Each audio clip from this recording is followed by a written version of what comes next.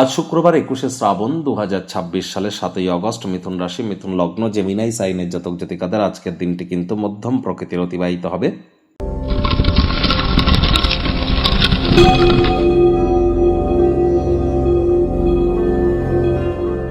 ভিডিওটির শুরুতেই স্ক্রিনে আপনারা দেখতে পাচ্ছেন দেবী মহালক্ষ্মীর গায়ত্রী মন্ত্র। ওম শ্রী মহালক্ষ্মী চ বিদ্মহে বিষ্ণুপত্নাই চ ধীমহি তন্ন লক্ষ্মী প্রচোদয়াৎ।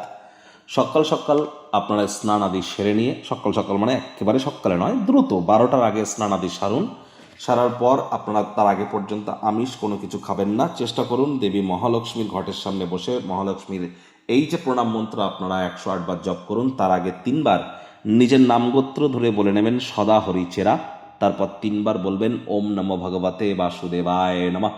তারপর আপনারা অবশ্যই এই মন্ত্রটি 108 বার, না পারলে 24 বার জপ করুন। করে নিজের মনস্কামনাকে মাতা মহালক্ষ্মীর উদ্দেশ্যে জ্ঞাপন করুন, তিনি অবশ্যই তা পূরণ করবেন। আজ আপনার স্নানের জলে 1 ছিপি গোলাপ জল দিয়ে স্নান করুন। বডি স্প্রে, আতর বা ইত্তারের ব্যবহার আপনারা করুন।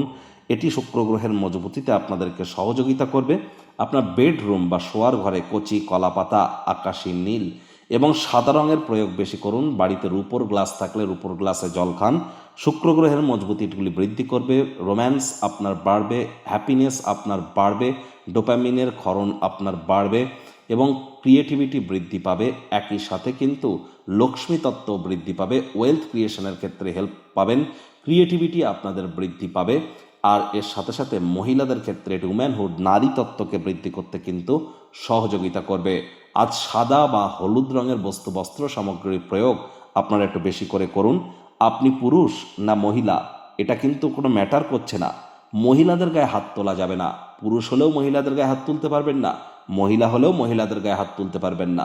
তাহলে কিন্তু ডাইরেক্ট আর্থিক ক্ষতির সম্মুখীন হতে পারেন। ভাগ্যমিটার আজ আপনাদের বলছে 7 আউট অফ 10। ভাগ্য আপনাদের অনুকূলেই থাকবে। স্বাস্থ্য এবং পরিবার এই দুই ব্যাপারেই আপনাদেরকে সচেতন থাকতে হবে।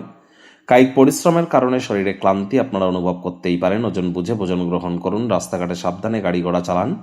কোনো প্রকার নেতিবাচক অনুভূতির আশ্রয় ভুলেও যেন গ্রহণ করবেন না। হতাশা কিন্তু গ্রাস করতেই পারে। পরিবারের সদস্যদের ঈর্ষণীয় ব্যবহার আপনাদেরকে বিরক্ত করতে পারে। মেজাজ হারাবেন না। আত্মকরুণায় নিমজ্জিত না হয়ে বরং এ থেকে শিক্ষা গ্রহণ করে ভবিষ্যৎ জীবনকে মহিমান্বিত করুন।